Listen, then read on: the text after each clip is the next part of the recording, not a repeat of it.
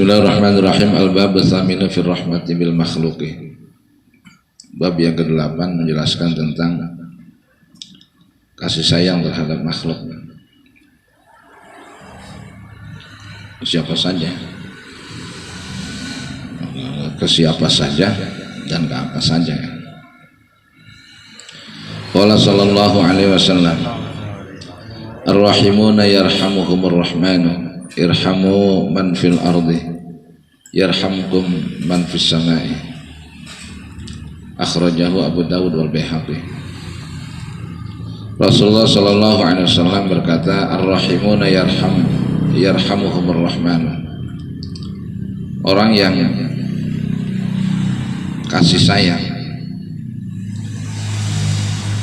artinya orang yang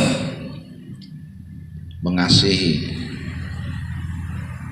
di dunia atau berkasih sayang kepada makhluk di dunia, maka Allah akan mengasihinya. Jadi orang-orang yang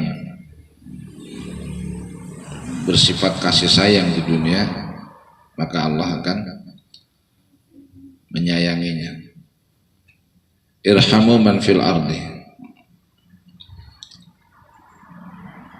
sayangilah makhluk yang ada di bumi. Yarhamkum man fis samai, maka makhluk yang ada di langit akan sayang kepada kalian.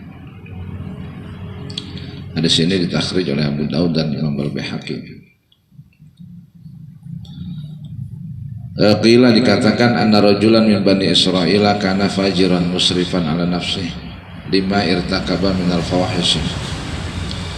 Dikatakan bahwasanya ada seseorang Bani Israil, orang yang sangat sombong, lagi berlebihan. Jadi fajir musrifan, jadi ahli maksiat. Lima irtakaba alal fawahish, karena apa? Orang itu selalu berbuat keburukan, kerjaannya dosanya tiap hari.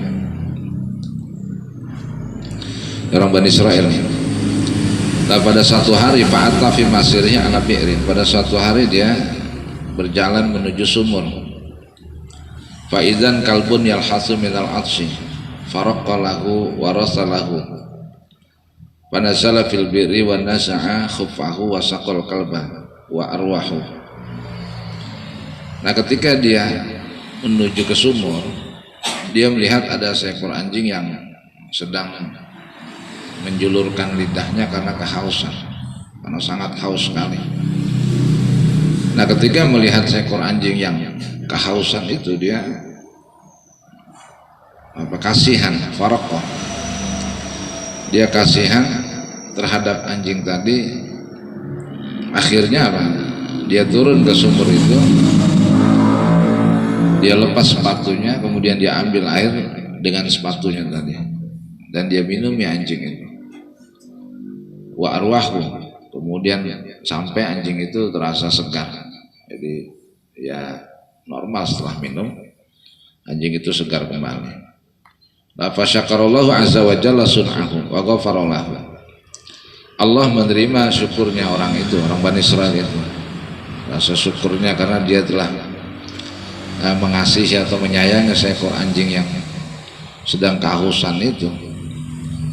Atas perbuatannya, akhirnya Allah mengampuni dosanya. Padahal ini orang ahli maksiat. Fajiran itu orang ahli maksiat yang fajiran musrifan dan berlebihan dalam maksiat, dan itu dilakukan setiap hari.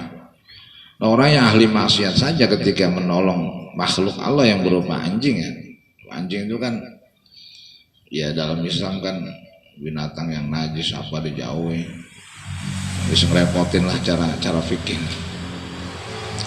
Tapi dia juga tetap makhluk Allah. Jadi ketika ini satu ceritanya, walaupun begitu dia tolong. Setelah dia tolong, ternyata apa? Karena dia kasihan terhadap anjing tadi yang sedang kehausan, bahkan hampir mati. Akhirnya dia kasih minum, dia lepas sendalnya, sepatu musahnya, kemudian dia ambil air melalui sepatunya itu, dan dia minumkan sampai anjing itu segar kembali. Ya. Nah, ini apa namanya? Perbuatan semacam itu saja, karena walaupun dia ahli maksiat, itu Allah ampuni dosanya. Sehingga apa, wa auhallahu ila nabiyyi dzalika zaman bi an qul lidzalikal musyrif inni qad ghafartu lahu jami'a ma yaqtarafa bi rahmatihi ala khalqi. Kemudian Allah menyampaikan wahyunya kepada Nabi pada waktu itu ya, pada waktu Nabi di zaman orang laki itu Bani Israel. Nah, Allah sampaikan kepada nabinya bahwa Allah berkata kepada nabinya begini, mengenai orang yang ahli maksiat itu. Kata Allah kepada seorang nabi, wahai nabi utusanku, bahwa aku telah mengampuni semua dosa-dosa yang pernah dilakukan oleh orang itu, orang Bani Israel itu, karena dia sayang terhadap makhluk. Ya, cita-cita semacam ini. Jadi memang orang yang sayang atau punya sifat kasih sayang kepada makhluk di muka bumi itu nanti Allah makhluk yang ada di langit juga sayang, dan itu memang nyata ya, memang nyata. Nah kita nih apa saja ya, semacam pamannya, walaupun pamannya binatang yang boleh dimatikan sekalipun gitu ya, itu kalau bisa ya jangan dimatikan. Nah, gitu. Karena kita punya kasih sayang, sifat sayang terhadap makhluk, apapun makhluknya. Nah, sifat kasih sayang yang kita berikan kepada makhluk apa saja, maka makhluk yang ada di langit pun sayang kepada kita. Nah, itu jelas lah. Jadi kita nggak ada alasan di dunia ini untuk membunuh apapun ya, binatang apapun, apalagi manusia ya. Gitu. Itu nggak boleh ya, nggak boleh, haram ya. Jadi membunuh sekalipun ada unsur bolehnya ya, seperti ada kata Nabi ada 3 binatang yang hitam tuh, yang boleh dibunuh, ular, kalajengking, apalagi itu satu lagi itu. Itu walaupun begitu, walaupun ada kebolehannya ya, itu ulama-ulama mengajarkan kepada kita supaya membunuhnya itu sekali bunuh mati. Nah, gitu. Jadi nggak boleh mau membunuh dengan cara menyiksa, itu tetap nggak boleh, walaupun ada hak untuk dibunuh ya. Itu karena kan berbahaya. Ya, caranya gitu. Nah, yang lebih bagus lagi ya tidak boleh, jangan membunuh ya. Ya diusir aja. Ya seapapun gitu ya, seapapun kita keselnya gitu, kalau bisa jangan. Ya pun pamanya nyamuk gigit kita sampai gendut, gatal, kemudian sampai udah nggak kuat jalan, mana dia mati sendiri kan gitu. Nah, itu. Dan ini jelas kata Nabi, kalau kita punya sifat kasih sayang atau menerapkan kasih sayang kita kepada makhluk apapun ya, karena ini contohnya juga anjing ya, anjing yang ya bisa dibilang binatang yang merepotkan lah bagi kita cara aturan syariat, tapi ya tetap ya yang ditolong binatang semacam itu, tapi karena dasarnya adalah kasih sayang terhadap makhluk, maka makhluk yang ada di langit pun sayang kepada kita. Itu jelas ya, kita nggak punya hak untuk membunuh mereka apapun ya, apapun binatangnya ataupun apapun makhluknya nggak boleh. Itu paling bagus ya gitu. Kayak kita kan, semut di makanan kerubutin, habis semut diraup, iya diraup. Ya, kalau ngeraupnya pakai topo basah, ya habis mati semua. Ya, semprot, ya karena mati itu kan semua. Nah, itu kalau kita udah belajar itu enggak itu sebab begini ya, ada juga hadis ini. Ada juga hadis yang menyatakan bahwasanya manusia ini nanti ketika di hari pembalasan ya, yaumul qiyamah, itu nanti akan dihisab. Jadi nanti yang pertama kali dihisab itu binatang dulu. Ada istilah binatang berbuat salah. Ada juga binatang yang dibunuh tanpa hak, dizalimi dan lain sebagainya. Mereka nanti akan nuntut. Jadi nggak akan lepas itu. Itu yaumul hisab nanti sampai begitu kita. Menyakitin binatang dan lain sebagainya itu dihisab ya, dan dia nuntut. Gitu. Jadi hati-hati, kita udah banyak dosa dengan Allah, ninggalin kewajibannya, udah banyak dosa dengan manusia, hakul adam, ditambah lagi kita punya salah dengan binatang-binatang itu nanti mereka akan nuntut juga itu. Gitu ya. Ada satu cerita begini ya. Ada orang pernah ya. Jadi orang ini satu saat dia keluar dari rumahnya ngeliat sarang burung. Nah sarang burung ini ada anaknya. Bahasa kita nandain nih. Menindek. Nanti kalau dinetes anaknya diambil. Nah si burung ini waktu orang itu mereksa dia kan terbang ke atas dan dia perhatiin, oh ini orang bakal ngambil anak saya nanti kalau udah lahir. Kemudian beberapa lama waktu kemudian selanjutnya orang itu datang lagi dan anak burung itu udah netes telurnya. Dia datang lagi. Nah si burung ini laki dan perempuan ini ngadu kepada Allah. Ya Allah orang ini jahat. Dia nanti akan mengambil anaknya. Jadi saya atas nama kebesaranmu saya minta agar orang ini disiksa. Karena saya tidak akan reda anak saya diambil oleh dia. Gitu.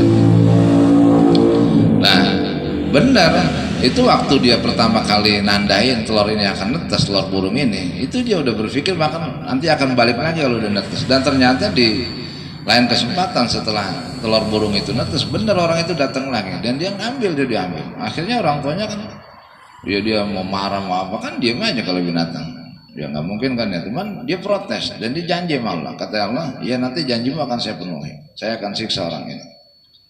Saya akan kasih balasan terhadap orang yang akan ngambil anakmu nanti. Nah di pas waktunya benar anak burung itu diambil. Nah ketika anak burung itu diambil apa? Pulang dia bawa pulang. Ada orang minta-minta pengemis. Nah si pengemis ini dikasih sama dia. Kebetulan pada waktu jalan dari rumah mau ngambil anak burung itu dia bawa roti 2. Nah roti yang perbekalan dia untuk makan sambil jalan jadi perjalanan itu dikasih pengemis itu. Akhirnya anak burung tetap dibawa sampailah ke rumah. Nah si burung protes lagi. Ya Allah kau sudah berjanji kepadaku bahwasanya kalau anakku nanti akan diambil orang itu kau akan menyiksanya, mengazabnya. Ternyata kau tidak berbuat apa-apa terhadap orang itu. Kata Allah apa? Ini orang sedekah.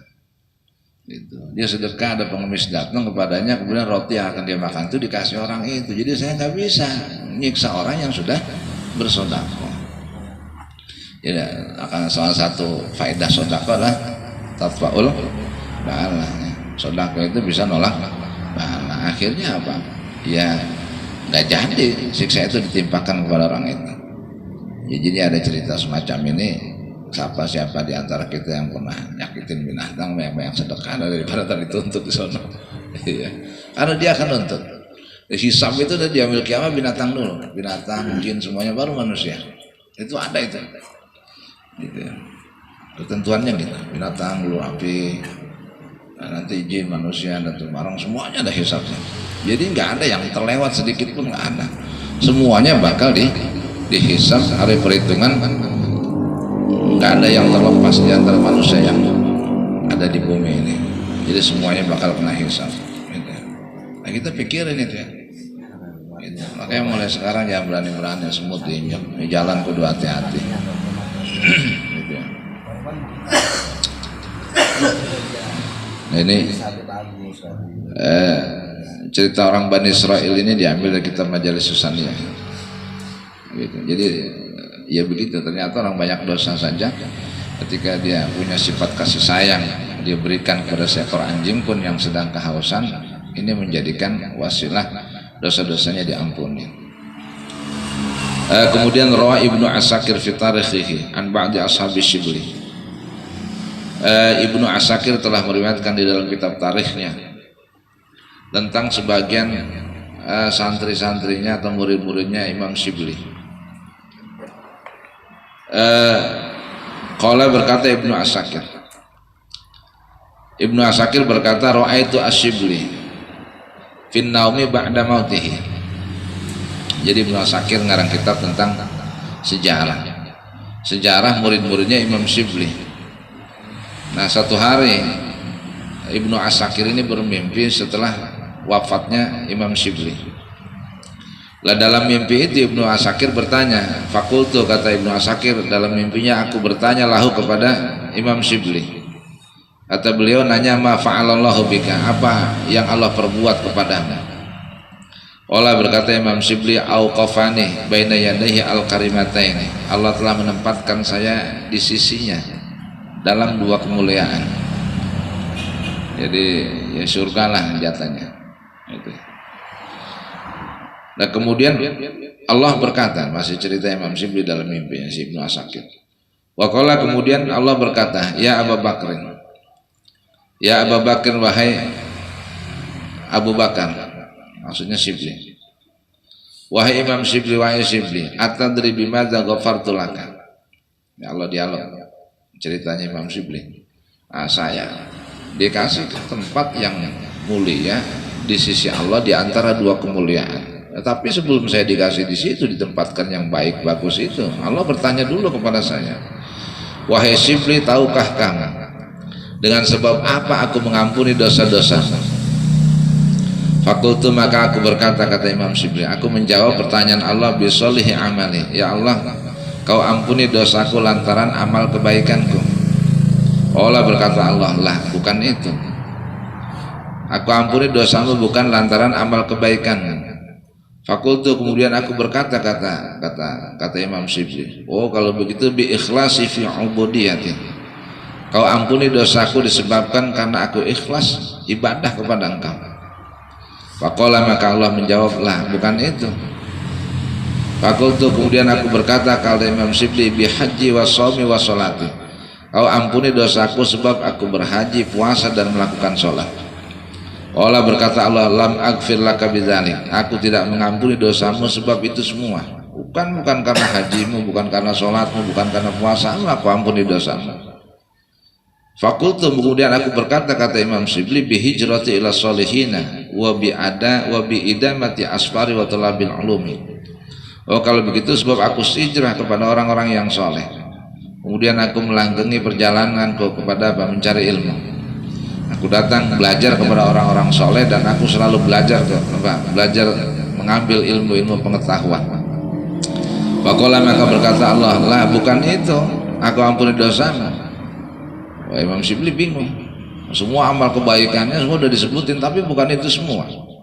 Fakultu, maka aku berkata, kata Imam Shibli, ya Rabbi, hadhil munjiyatu allati kuntu aqidu alaiha usnadunni annaka biha ta'fu anni.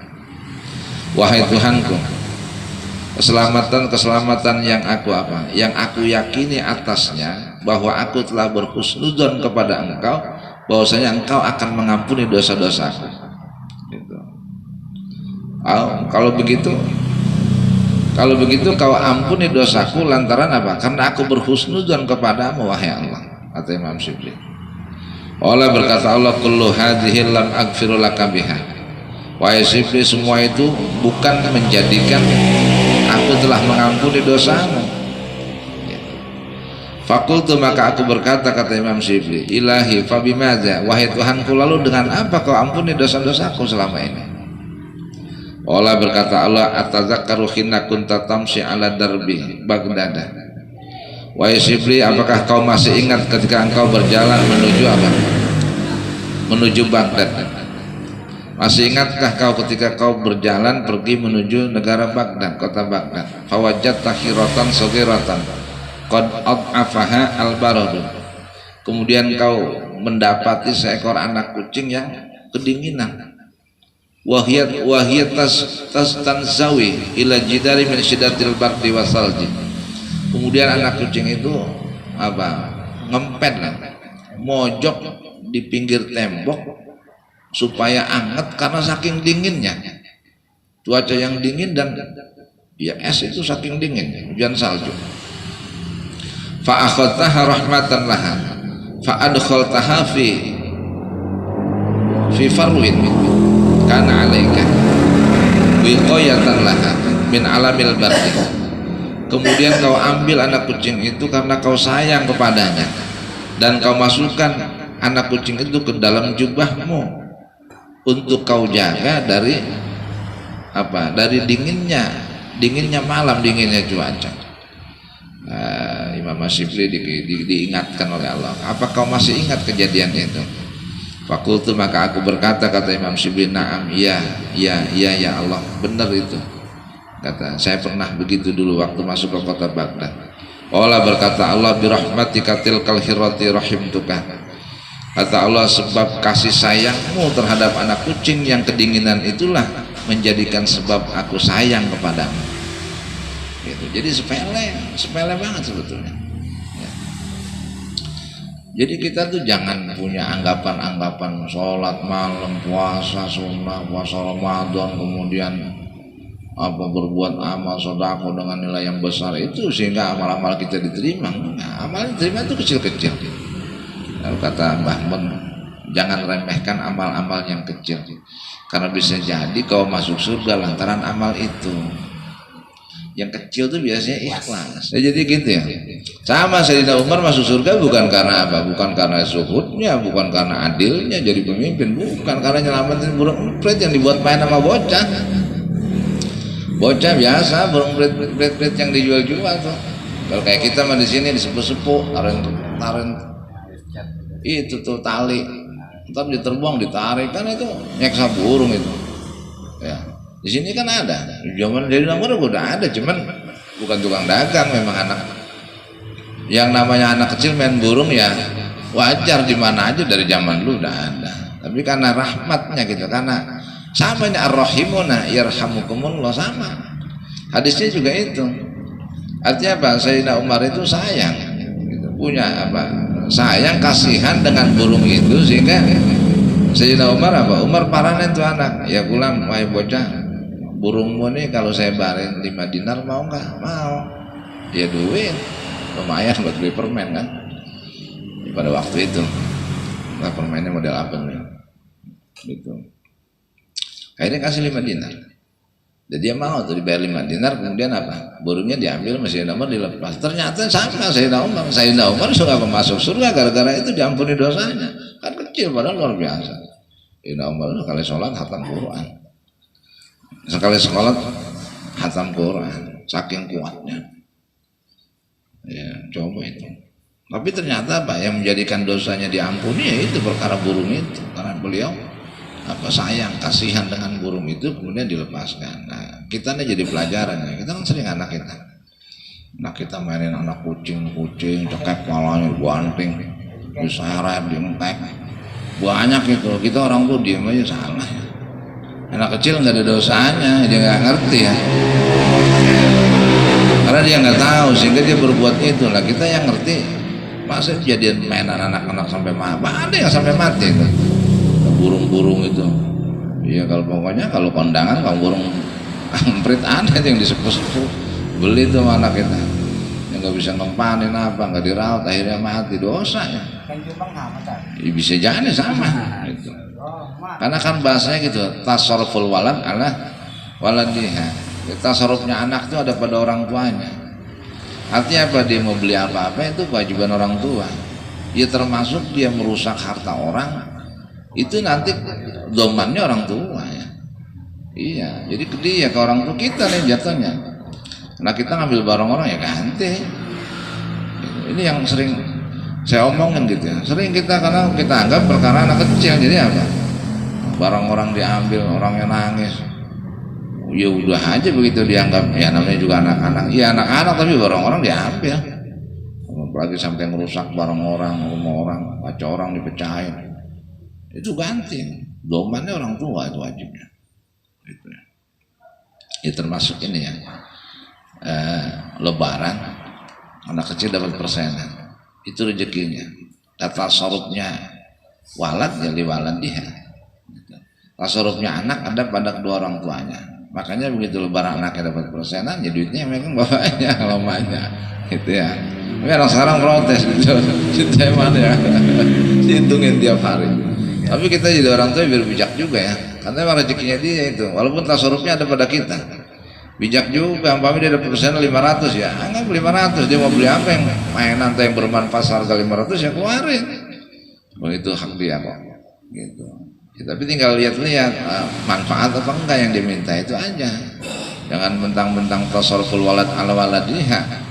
Transaksi seorang anak, dia mau makan, dia mau jajan, dia pengen punya apa itu nanti kewajiban atas kedua orang tuanya, dapat persenan banyak dihabisin semua. Ya harus ini juga bijaksana juga jadi orang tua ya. Minta buat rokok boleh kan? Ya boleh. Kan itu bermanfaat bagi bapaknya. Ya manfaatnya apa? Ya rokok yang lain. Orang fanatik ogah begitu. Itu kayak gitu ya. Jadi ini jadi pelajaran atas hadis ini ya, bahwa sesungguhnya amal-amal itu yang kecil-kecil gitu ya. Itu yang mesti kita perhatikan dan kita jaga. Ya sama termasuk tadi kita menyakiti makhluk Allah, itu jangan ya. Mulai sekarang biar ada takut sama semut, biar ada takut sama binatang yang kecil-kecil kita anggap remeh, karena dia akan untung nanti di akhirat. Iya, kenapa? Karena dia ngomongnya saya ini tidak berbuat salah dengan manusia, kenapa dia membunuh saya? Gitu ya. Nah gitu.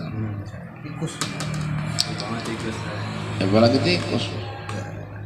Kok mana kita urus terus? Di mana aja kita urus? Iya. Kalau diracunin mati, akhirnya kakinya digigit malam-malam. Iya. Itu begitu ya. Kemudian hukiya anna Aba Mansur bin Zukair kana rajulan zahidan salihan. Dan ini ada satu cerita bahwasanya Aba Mansur bin Zukair, diceritakan bahwasanya Aba Mansur bin Zukair kana rajulan zahidan salihan, adalah seorang yang zuhud lagi soleh. Falamma danat wafatuhu aktsarul bukaa. Ketika Aba Mansur mendekati kematiannya, wafatnya, maka beliau banyak menangis. Jadi beliau tuh sakit, mendekati kematian beliau nangis terus. Aba Mansur ini. Faqila lahu lima tabki indal mauti. Sampai ada orang yang bertanya, ya Aba Mansur, kenapa kau banyak menangis ketika hendak menjemput kematian? Kemudian beliau menjawab, Abu Mansur mengatakan, as'aluka tariqan lam aslukhu qattu. Beliau menjawab, aku akan berjalan pada satu jalan yang belum pernah aku tempuh, aku jalani sama sekali. Dia akan, iya, kematian kan satu jalan, atau satu pintu lah, satu jalan menuju gerbang yang belum pernah dialami oleh seseorang, yang pada akhirnya nanti orang akan alami itu, semua akan masuk ke situ. Nah beliau mengatakan, saya ini menangis lantaran saya akan menuju satu jalan yang belum pernah aku jalani sama sekali. Beliau nangisnya itu. Falamma tufiya ra'ahu ibnu fil manami fil lailatir rabi'ati. Maka kemudian setelah Abu Mansur meninggal dunia, anaknya memimpikan Abu Mansur pada malam yang keempat. Biasa sehari dua hari 3 hari, malam keempat anaknya memimpikan bapaknya. Itu Abu Mansur dimimpikan oleh anaknya. Lah dalam mimpi itu anaknya bertanya, ya abati, ma fa'alallahu bika. Wahai bapakku, apa yang Allah perbuat kepadamu? Allah berkata Abu Mansur, ya bani, innal murra as'abu mimma ta'udu aitadunnu. Wahai anakku, sesungguhnya kepahitan itu lebih sulit dari apa yang kau sangka. Sesungguhnya kepahitan itu lebih sulit dari apa yang kau sangka. Laqitu malikan adilan a'dalal adilina wa ra'aitu khasma'a munaqishina. Kemudian beliau mengatakan, Abu Mansur, aku bertemu dengan seorang raja yang adil. Aku bertemu dengan seorang yang raja yang adil, yang paling adil di antara yang adil. Nah, kemudian aku juga melihat banyak perseteruan dan banyak bantah-bantahan. Faqala li rabbi, kemudian Allah berkata kepadaku, ya Abu Mansur, qad amartuka sab'ina sanatan fama ma'akal yauma. Masih cerita Abu Mansur ketika ditanya oleh anaknya dalam mimpi. Kemudian Allah bertanya kepadaku, kata Abu Mansur, ya wahai Abu Mansur, aku telah berikan umur kepadamu 70 tahun. Maka pada hari ini apa yang kau bawa? Abu Mansur cerita begitu ketika ditanya oleh anaknya dalam mimpinya. Nah ketika Allah tanya begitu, apa yang kau bawa pada hari ini? Fakultu, maka aku menjawab, kata Abu Mansur, ya Rabbi hajjajtu salasina hajjatan. Pada hari ini, di hari apa? Kematianku, aku membawa satu amal haji, 30 kali haji. Abu Mansur pergi haji sampai 30 kali. Coba 30 kali mengerjakan haji. Jadi ini apa namanya? Ketika ditanya amal baikmu yang kau bawa pada hari ini apa? Bertemu denganku, kata Allah. Wahai Tuhanku, aku telah melakukan ibadah haji sebanyak 30 kali. Faqala Allah Ta'ala lam aqbal minka. Aku tidak menerima ibadah hajimu. Fakultu, maka aku berkata, ya Rabbi tasaddaqtu bi arba'ina alfa dirhamin biyadi. Wahai Tuhanku, aku telah bersedekah apa? 40.000 dirham dari tanganku. Sebutin amal-amalnya. Faqala, maka Allah berkata, lam aqbal minka, aku tidak terima sedekahmu itu. Fakultu, maka aku berkata, kata Abu Mansur, situna sanatan sumtu naharoha wa qumtu lailaha. Luar biasa ya. Ya Allah, mungkin amalku ini 60 tahun aku puasa di siang hari dan 60 tahun juga aku qiyamul lail. Oh Bapak ya, itu amal luar biasa. Dikasih umur 70 tahun, 60 tahunnya puasa, 60 tahunnya qiyamul lail. Cara pahala itu lu kagak ada yang ngalahin. Selisihnya juga separuh lebih ya. Ya umpamanya 10 tahun gak puasa, 10 tahun gak sholat malam, masih banyak simpenannya orang 60 tahunnya gitu. 60 tahunnya ibadah puasa 60 tahun, siang hari qiyamul lail selama 60 tahun. Jadi amal kebajikan yang disampaikan oleh Abu Mansur kepada Allah ketika ditanya. Faqala, maka Allah berkata, lam aqbal minka, aku tidak terima puasamu selama 60 tahun dan qiyamul lailmu juga aku enggak terima selama 60 tahun. Kemudian Abu Mansur melapor lagi. Fakultu, maka aku berkata, ilahi ghazautu arba'ina ghazwatan. Sahabat Nabi, wahai Tuhanku, aku pernah perang 40 kali peperangan. Jatuhnya syahid kalau mati. Luar biasa. Kutiba alaikumul qital, diwajibkan atas kalian berperang. Bisa jadi sesuatu yang kau anggap gak enak, kau tidak senangi, tapi di sisi Allah baik. Bisa jadi juga sesuatu yang kau anggap enak, padahal di sisi Allah gak enak, gak baik. Ini perang wajib ketika itu. 40 kali peperangan Abu Mansur ikut. Nah ini dilaporkan oleh beliau kepada Allah. Lalu jawab Allah enggak? Apa jawabnya Allah? Lam aqbal minka, saya tidak terima ibadah perangmu atau perang jihadmu itu. Fakultu, maka aku berkata, idzan halaktu, ya Allah, kalau semua yang sudah aku sebutkan amal kebajikanku tidak ada yang kau terima, maka kalau begini ya hancur saya udah. Ambiar ya Allah, ambiar. Ya Allah, hidup-hidupan ambiar lah. Ya halak tuh amsong kalau begitu ya. Iya, semua yang disebutin tuh udah yang paling besar. Jihad itu paling besar, perang nggak ada lagi. Pahala paling gede itu syahid, jaminan jatahnya. Faqala Allah Ta'ala, maka Allah berkata, laisa min karami anu adziba misla hadza ya Aba Mansur. Wahai Aba Mansur, bukan termasuk sifat kemuliaanku bahwasanya aku harus menyiksa apa yang telah kau sebutkan amal-amal kebajikan. Wahai Aba Mansur, amma tazkurul yauma al-fulani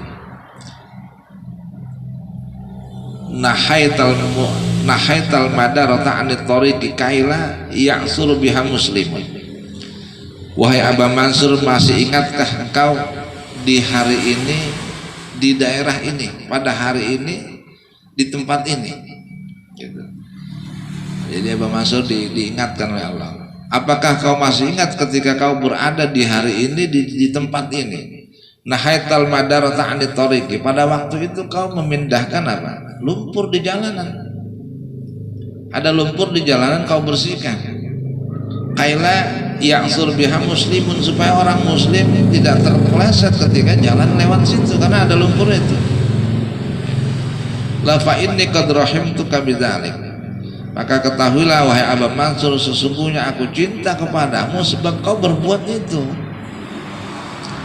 La fa inni la udhi'u ajral muhsinin, kata Allah kepada Aba Mansur, wahai Aba Mansur, sesungguhnya aku ini Allah, aku tidak akan menyia-nyiakan orang yang berbuat kebaikan.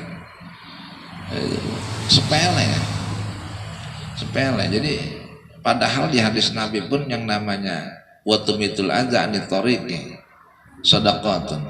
Jadi menghilangkan bahaya di jalan yang nantinya akan diinjak oleh orang muslim yang lewat, itu sedekah jatuhnya. Tapi itu marotibul iman paling rendah itu juga jenis keimanan. Jadi kita jalan ada batu gede di tengah jalan, kita pindahin, itu jenis keimanan, punya iman kita. Karena kita berpikir apa, kalau batu ini dilindas mobil kemudian mental kena orang, atau ada paku, ada jarum, ya kemudian kalau diinjak oleh orang yang lewat ini akan membahayakan orang lain. Nah itu jenis keimanan, dan itu jenis kasih sayang yang kita lakukan pada waktu kita membenahkan, memindahkan itu atau membuangnya.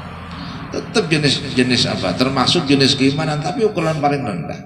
Kita pikir bisa jadi perkara-perkara yang rendah itulah yang banyak ikhlasnya, kemudian apa, yang kita nggak pernah nyangka. Nah itu ya, karena sekecil apapun Allah tidak akan menyia-nyiakan amal kebajikan. Sama begitu juga dosa, dari yang kecil sampai yang besar tidak akan luput dari pandangan Allah. Ini hikayat Sufyan. Nah, ini ar-rahimuna yarhamukumur rahman. Jadi diingetin itu. Nah ini mimpinya si anaknya Abah Mansur begitu ya, mimpinya. Jadi pelajaran juga buat kita. Jadi mimpikan semacam itu, ternyata bukan pahala-pahala haji yang 30 kali pergi haji, tentang perkara puasa yang mulai selama 60 tahun, bukan pahala dari peperangan yang beliau ikuti selama 40 peperangan. Jadi yang sepele itu ya. Jadi orang bisa mulai dengan yang sepele-sepele. Kemudian waqad kana Abu Muslimin Al-Khawlani rahimahullah ta'ala minal mubalighina fi takhalluqi birahmatih hatta annahu rubbama kana yamuru bil qaumi fala yusallimu alaihim. Adalah Abu Muslim Al-Khawlani rahimahullah. Beliau adalah orang yang yang sangat kasih sayang terhadap makhluk. Ada orang namanya Abu Muslim Al-Khawlani. Kalau untuk ukuran sangat kasih sayang kepada makhluk, luar biasa ini, sangat luar biasa. Sampai-sampai dia sangat kasih sayangnya terhadap makhluknya Allah yang ada di muka bumi ini. Beliau itu rubbamakan yamuru bil qaumi, itu fala yusallim alaihim. Jadi saking sangat kasih sayangnya sama makhluk di dunia ini, sampai beliau itu kalau lewat jalan ketemu orang-orang, beliau nggak mau ngucapin salam. Ya lewat aja. Padahal afsus salam itu kan dianjurkan oleh Rasulullah. Itu termasuk wasiatnya Rasulullah. Kalau kau ketemu dengan siapapun ucapkan salam. Karena orang yang ngucapin salam itu sunnah. Ya, karena doa yang disampaikan. Kemudian nanti yang jawab wajib. Nah tapi Abu Muslim Al-Khawlani nggak mau begitu. Nah ada alasannya. Kata beliau akhafu ayyahtakiruni fala yaruddu alayya salama fayasamuna bisababi. Saya takut orang-orang yang saya temui di jalan ketika saya tidak mengucapkan salam kepada mereka, ketika saya ucapkan salam kepada mereka, mereka akan menghinakanku. Dengan apa? Dengan cara mereka tidak menjawab salamku, yang akhirnya mereka menjadikan dosa. Jadi dosa buat mereka sebab saya. Itu alasannya.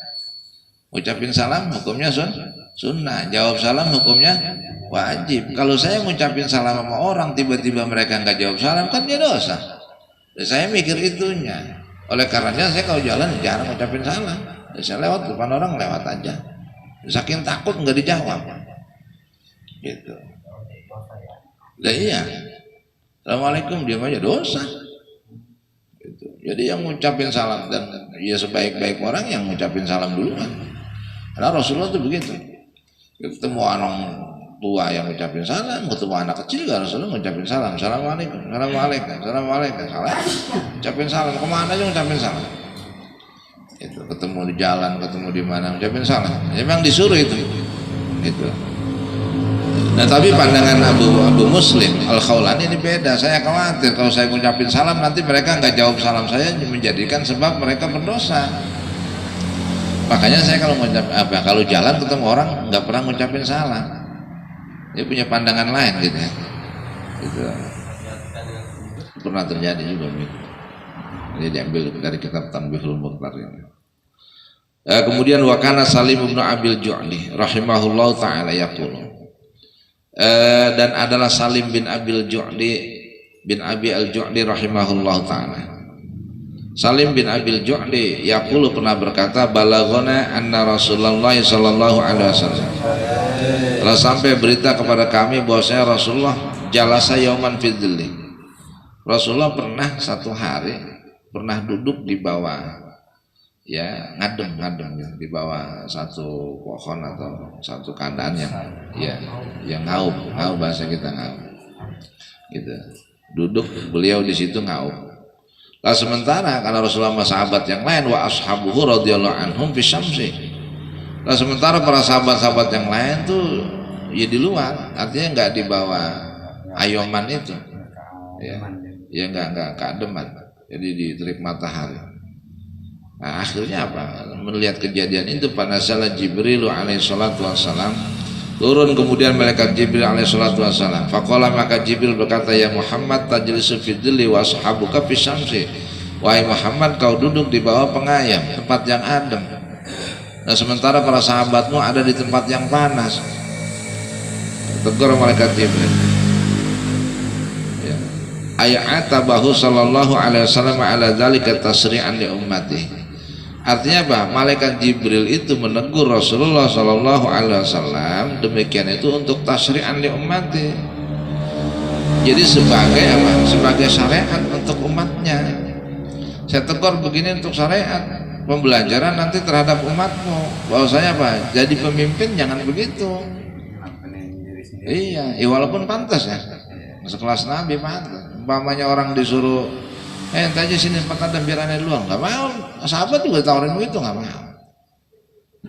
Artinya walaupun se-CS apapun malaikat Jibril dengan Rasulullah, tapi tetap Jibril tetap negor, karena ini akan jadi apa, akan menjadi pelajaran cara syariat kan apa, sahibus syar'i itu Rasulullah. Orang yang membawa syariat diperkenalkan syariat Allah di muka bumi ini diajarkan kepada manusia itu Rasulullah. Nah kalau kau ajarkan satu syariat begini nanti umatmu bahaya. Ya. Jadi sama-sama aja, nggak usah ngadem sendiri yang lain kepanasan, jangan, nggak boleh. Ini contoh masalahnya. Ya nggak kayak kita ya.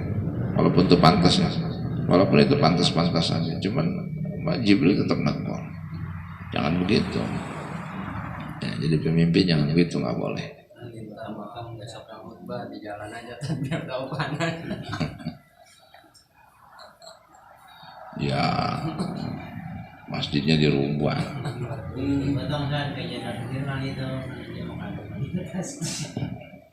Iya juga bisa jalan gotong juga.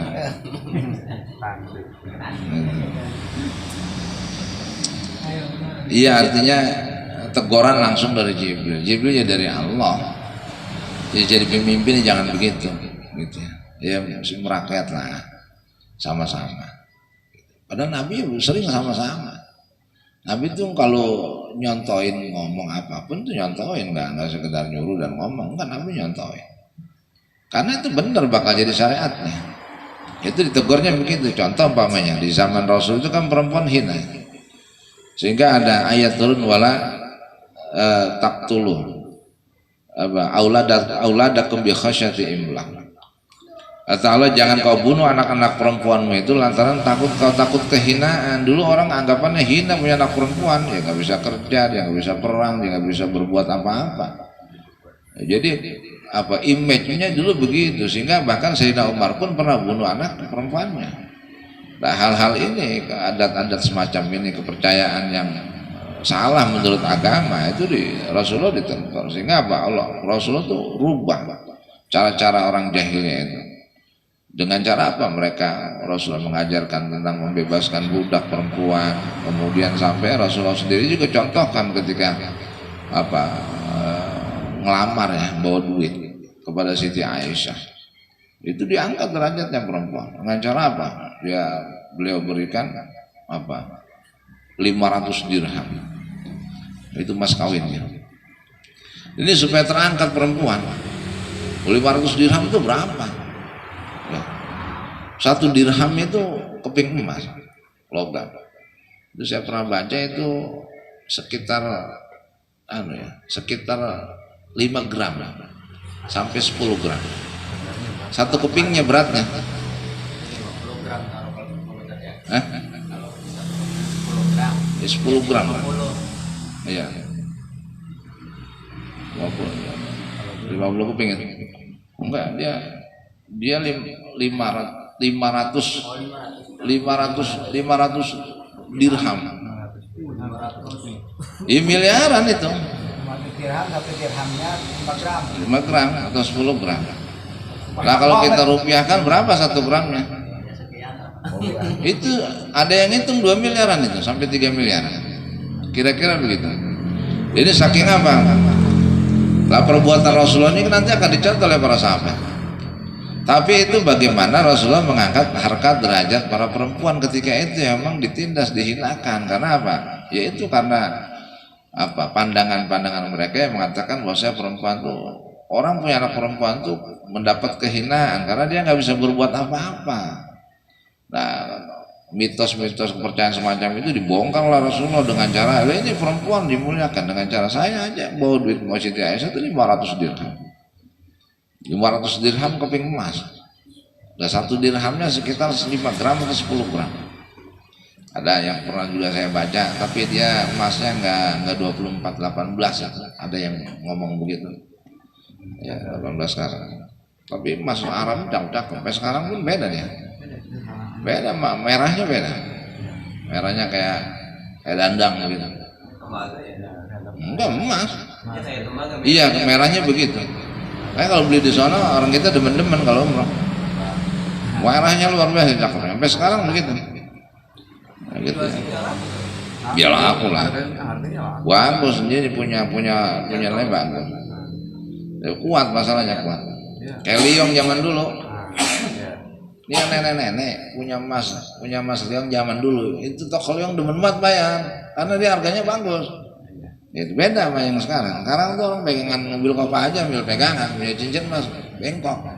Karena nggak tua. Nah yang kuning banget itu yang bagus. Maka harganya mahal ya. Kayak ibu-ibu di depan begitu kan. Kayak gitu ya. Gitu. Nah, kemudian wa hukiya anna sayyidina Umar radhiyallahu anhu radhiyallahu taala anhu kana yata'ahadu al-aramila fayastaqilahunnal ma'a bil lail. Diceritakan bahwa Sayyidina Umar radhiyallahu taala anhu kana yata'ahadu al-aramila. Sayyidina Umar itu merawat janda-janda, perempuan-perempuan janda. Ngerawatin janda-janda. Ya. Sayyidina Umar nih kerjaannya. Fayastaqilahunnal ma'a bil lail. Beliau menamakan janda-janda itu seperti air malam. Nah, gitu. Jadi beliau menisbatkan janda-janda yang dirawat itu seperti air di waktu malam. Bukan air. Itu. Nah, jadi satu saat wara'ahu Talhatun dakhilan bi baiti imra'atin lailan fadakhala 'alaiha naharan. Satu hari sahabat Talha itu melihat Sayyidina Umar masuk ke dalam rumah seorang perempuan di malam hari. Gitu. Ya, si janda itu.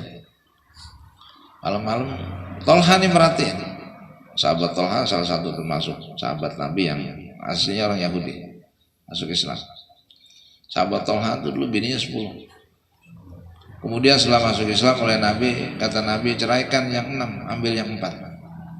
Akhirnya yang 6 cerai, yang 4 diambil karena memang kaya, duitnya ada. Yang kedua memang dia mampu. Waktu itu kan masih Yahudi.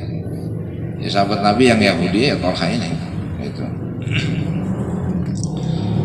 Jadi istrinya 4. Asalnya istrinya 10. Nah kemudian apa? Ini sahabat Talha perhatikan Sayyidina Umar pernah masuk ke rumah seorang janda malam-malam. Akhirnya dengan rasa penasaran sahabat Talha ke rumah perempuan itu di siang harinya. Nah, dia pengen tahu dia. fadakhala 'alaiha nahara. Kemudian di siang harinya sahabat Thalha datang ke rumah perempuan janda itu yang semalam Sayyidina Umar ke situ. Fahidan hiya ajuzun amya'u maq'adatun ay muksahatun. Lah ternyata perempuan janda yang didatangi oleh Sayyidina Umar di malam hari itu adalah seorang nenek-nenek yang matanya buta gitu. Seorang nenek-nenek yang matanya buta, lumpuh juga, lumpuh pula itu. Nenek-nenek matanya buta, kakinya lumpuh itu. Akhirnya saya sahabat Thalha, iya, beliau bertanya, faqala laha, maka sahabat Thalha berkata kepada si nenek-nenek itu yang matanya buta kemudian kakinya lumpuh, ma yasna'u hadzal rajulu indaki, wahai ibu, apa yang pakainya si rajul ini Umar maksudnya, apa yang diperbuat oleh Sayyidina Umar selama ini, bahkan tadi malam dia datang ke rumah ini kepadamu. Faqalat, maka nenek-nenek tua itu menjawab lahu kepada si Thalha, mundu kadza wa kadza yata'ahaduni bima yuslihu sya'ni. Kata nenek-nenek tua itu, mulai dari hari ini sampai hari ini sampai hari ini Sayyidina Umar itu telah merawat saya dengan sesuatu dengan perbuatan yang paling baik untuk saya. Kemudian apa? Wa yukhrijul adza anni. Kemudian Sayyidina Umar itu, ya Umar itu mengobati saya. Kemudian apa? Wa yaqumu li baiti ay yaqnisuhu. Dan Umar itu kalau datang kemari ya nyapuin rumah saya, bersih-bersihin. Sampai begitu ya, karena apa? Karena sifat kasih sayang. Jadi hadis Rasulullah ngomong itu dilakonin sama para sahabat. Bahkan yang kita masyhur kita dengar cerita kan, ada nenek-nenek buta yang sering disuapin sama Nabi itu. Iya kan, suapin tiap hari, yang duduk di lampu merah lah bahasanya. Tiap hari disuapin sama Nabi, makannya nyuapinnya lembut, tutur katanya baik, sehingga nenek-nenek itu merasa nyaman. Ya, tapi dia sendiri bencinya luar biasa sama Nabi, sama Muhammad, Nabi kita Muhammad. Ya karena nggak tahu dia buta. Akhirnya satu saat ditanya kan, gitu. Oh, Muhammad begini, Muhammad begini, Muhammad begini, dia nggak tahu. Nah Nabi tuh nggak pernah ngomong, nih saya ini Muhammad, enggak. Jadi suapin aja. Ya, setelah dia tahu nangis dia. Selama ini anggapannya salah, bahwa orang yang paling lembut nyuapin saya, ya orang itu yang. Kalau dia saya senang, lembut, tutur katanya bagus, dia selalu baik dengan saya, tiap hari saya disuapin. Coba ukuran seorang nabi, umatnya banyak, tamunya banyak, kerjaannya banyak, tapi masih sempat-sempatnya nyuapin apa? Nenek-nenek yang buta. Nah ini diikuti langkah-langkah ini, perbuatan-perbuatan ini oleh para sahabat. Salah satunya Sayyidina Umar ini, dia datang di malam hari. Orang kan bisa jadi curiga, ngapain cuma datang sama sholat itu kan janda. Bukan disuapin, iya kan? Itu luar biasa. Jadi penasarannya sahabat Thalha bertanya, di siang harinya dia datang, ngapain Umar semalam? Dia bahasanya tapi pakai itu, pakai bahasa kiasan. Bu, semalam ada orang datang kemari, orang itu ngapain kemari gitu. Jadi nggak langsung ke Umar gitu. Oh dia datang kepada saya, dia merawat saya tiap malam, dia datang kepada saya, kemudian apa berbuat kebaikan kepada saya, kemudian mengobati saya kalau saya sakit, kemudian apa mengeluarkan semua penyakit-penyakit yang ada di rumah saya, hal-hal yang berbahaya bagi saya, dan dia selalu nyapu datang kemari bersihin rumah saya.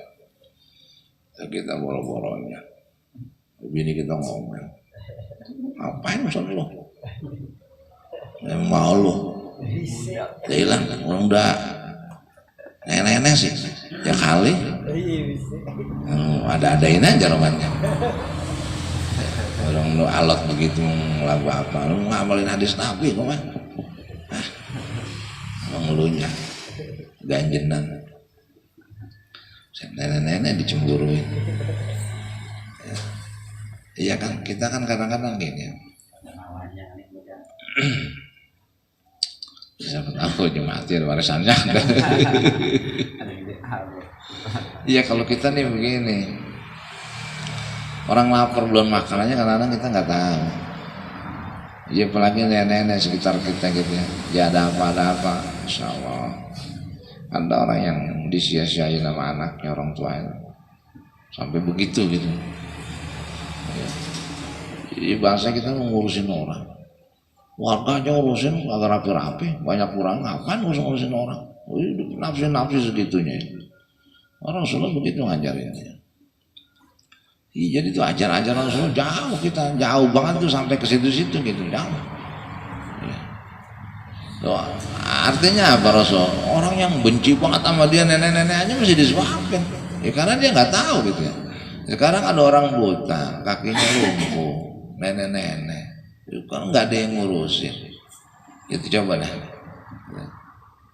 Ya kalau kitanya nggak punya kepedulian semacam itu seperti kayak Rasul ajarkan, ya udah ya kan masing-masing aja itu ada tanggung jawab secara moral loh itu, ada tanggung jawab secara moral secara rukun tetangga, ya rukun warga, ada tanggung jawab moral secara sesama muslim, sesama saudara.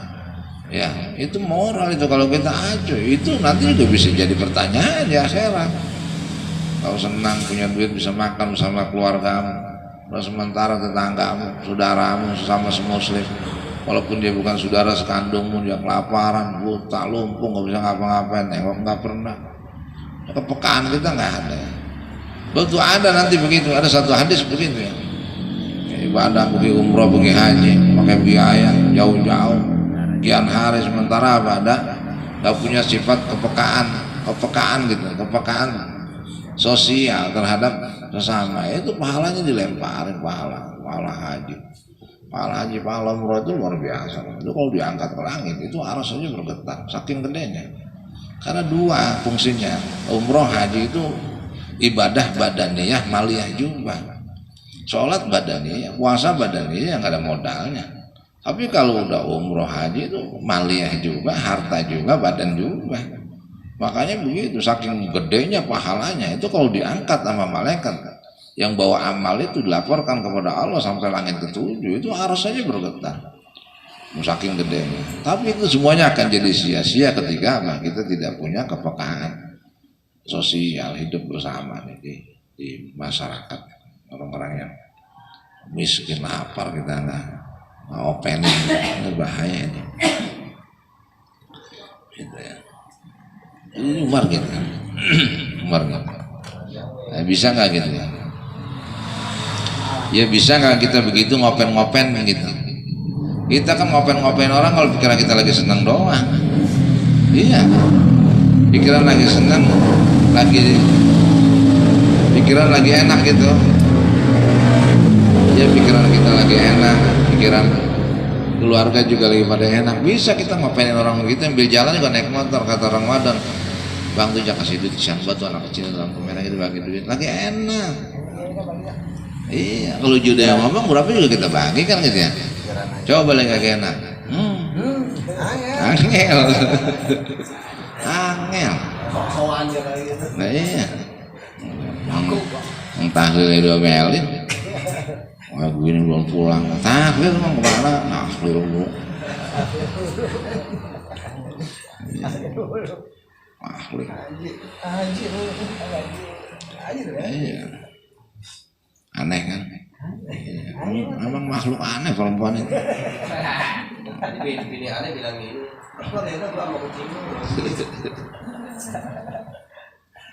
Aneh. Angel. Lalu kita kalau tanya begitu lagi, wajib gini baru pulang, gue tidur. Ais, angel.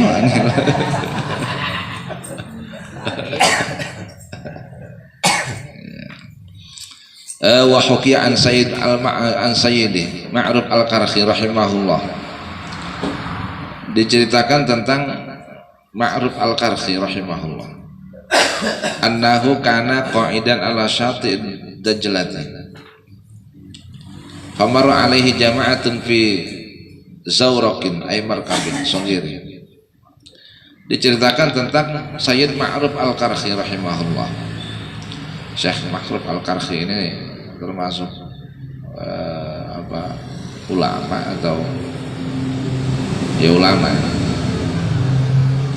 ya nggak kawin ini, beliau nggak nikah, saking nikmatnya ibadah.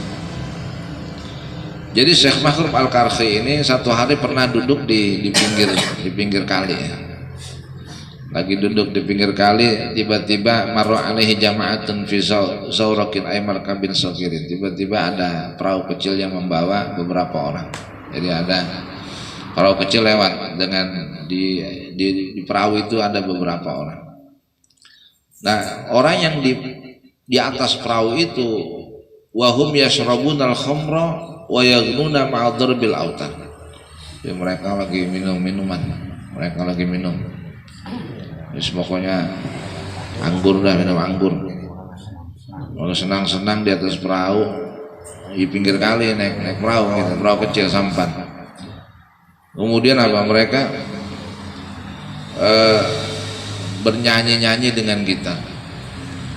Terus pokoknya kalau udah minum kemudian nyanyi-nyanyi pakai gitar itu udah lagu nggak enak, itu udah enak aja. Iya, lagu kakeknya udah enak aja. Ya Iwan Fals dah. Jadi mabok nyanyi. Jadi biar tabuannya salah gue udah enak aja. Udah enak aja orang mabok mah. Enak aja. Dan itu dia lewat gitu. Syekh Makhruf Al-Karhi lagi duduk di pinggir kali. Akhirnya gini, faqila lahu amma tara jira'ata haula'i 'ala Allah taala. Ada orang ngomong kepada Syekh Makhruf Al-Karhi. Orang itu berkata, wahai Syekh Makhruf Al-Karhi, apa Anda tidak melihat apakah Anda tidak melihat apa orang-orang itu? Orang-orang itu apa itu? Maksudnya apa Anda tidak melihat? Ya itu maksudnya apa? Sembrono, songong, brengsek gitu. Kebrengsekan orang-orang itu kepada Allah. Gitu. Dan mereka mabok minum-minuman di atas perahu sambil nyanyi-nyanyi main gitar. Itu kan zaman segitu udah melanggarnya luar biasa. Lah orang itu terus bilang kepada Makhruf Al-Karhi, "Ud'ullaha 'alaihim yukhlisul muslimina min syarrihim." Wahai Tuhan, Makhruf Al-Karhi, berdoalah kau kepada Allah, minta kepada Allah supaya apa? Supaya Allah menyelamatkan orang-orang muslim lain atas keburukan perbuatan mereka itu. Mereka mabok, nanti mereka melakukan apa saja. Dia nyanyi-nyanyi, pasti malak, ntar malaknya bakal malak itu. Malakin orang, kemudian ya biasa pokoknya tukang daging burung diambil aja udah daging burungnya. Agak dibayar sekali. Terakhir minta peti telur dan bangunin.